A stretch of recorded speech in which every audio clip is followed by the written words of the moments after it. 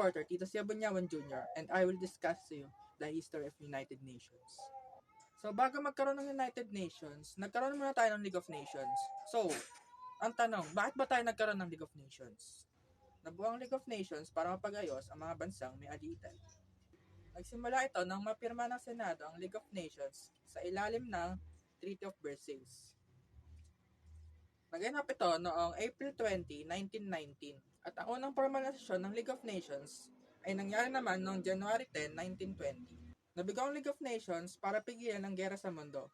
Kaya pinalitan nila tong United Nations. June 26, 1945, pinirmahan na ang Charter ng United Nations. Dito na nagsimula ang United Nations na meron tayo ngayon.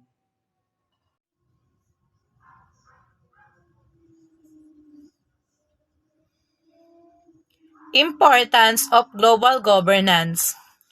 Mahalaga ang global governance upang maayos na pamahalaan ng pandaigdigang hamon tulad ng klima, ekonomiya at seguridad.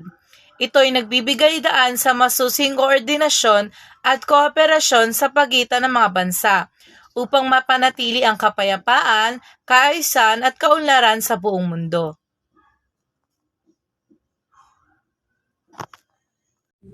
Hi everyone! So today, samahan nyo kong mag-ayos at magpapin ng ibang gamit dito sa bahay kasi matagal na akong hindi nakakapag-ayos dahil may part-time ako. So unahin ko muna dito sa Vanity Kineme na side.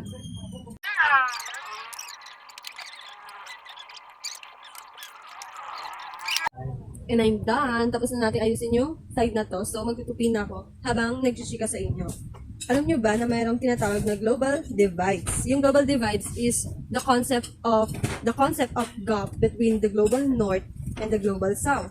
Yung global north and global south is nag-split sila, pinapakita yung differences ng countries sa north and south in terms of development and wealth.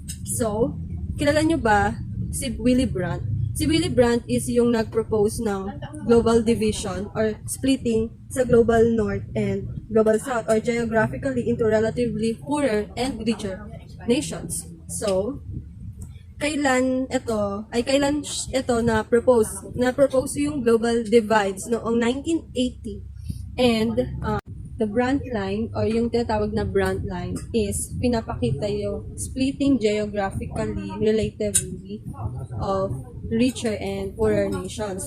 And most of poorer nations are located in south and yung most of the richer nations naman is located sa north. So, next naman nating pagchichikahan kung kailan nangyari ang global divides. So, alam nyo ba na yung global divides is nangyari noong Cold War? So, kailan ba nangyari yung Cold War? Yung Cold War started after the World War II. Yung Cold War is hindi siya literal na pag-aaway or pagsasakop ng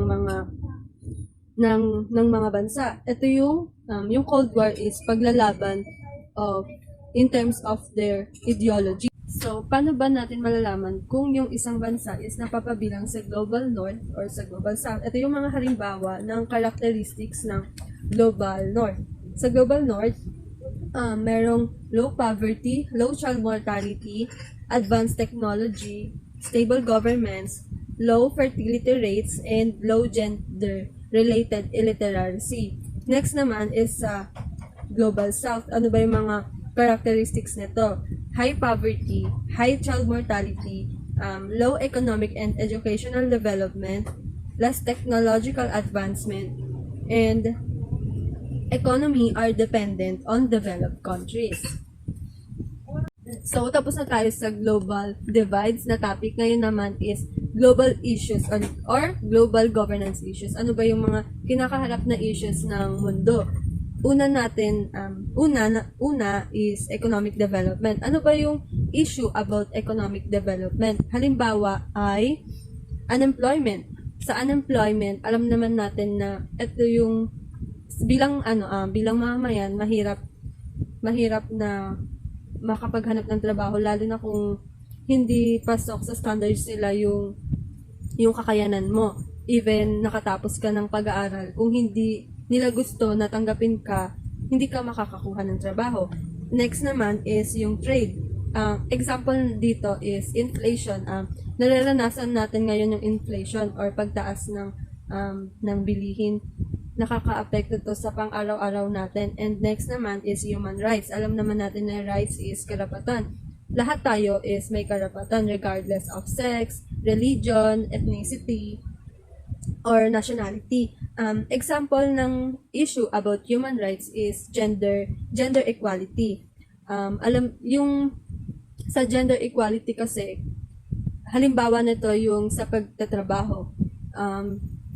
Yung minsan, yung mga a-applyan na trabaho is may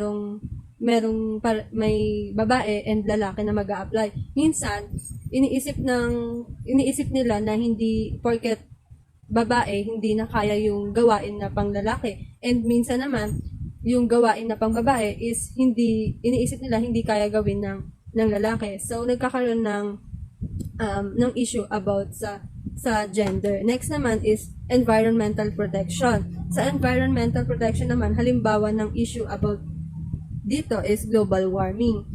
Alam naman natin na yung global warming is caused by increased temperature of the earth. So, nakaka-apekto to sa ating lahat, hindi lamang sa iisang country, kundi sa buong mundo. Next naman is peace and security. Halimbawa ng issue about peace and security is terrorism, na it can make war and affect the freedom sa economic development. And paano ba natin prevent yung mga yung issue, yung ilan sa issues na kinakaharap ng mundo. So dito naman papasok yung SDG or Sustainable Development Goals. Ito yung mga goals na makakatulong sa atin bilang tao or bilang bahagi ng mundo. Makaka-lesson or magiging responsible kahit papano yung mga tao sa mga kilos, sa mga gagawin nila, and ano ba yung matutulong nito sa mundo. Syempre, matutulong nito is mapapangalagaan natin yung mundo, hindi lang sa kalikasan, kundi pati na rin sa ating mga tao. Matutulungan natin yung bawat isa na magtulungan para ma-achieve ng bawat isa yung goal na kasakop ng SDG. So, dito nagtatapos yung chikahan natin and yung pag-aayos ko dito sa bahay. Sana may natutunan kayo and see you next time. Bye!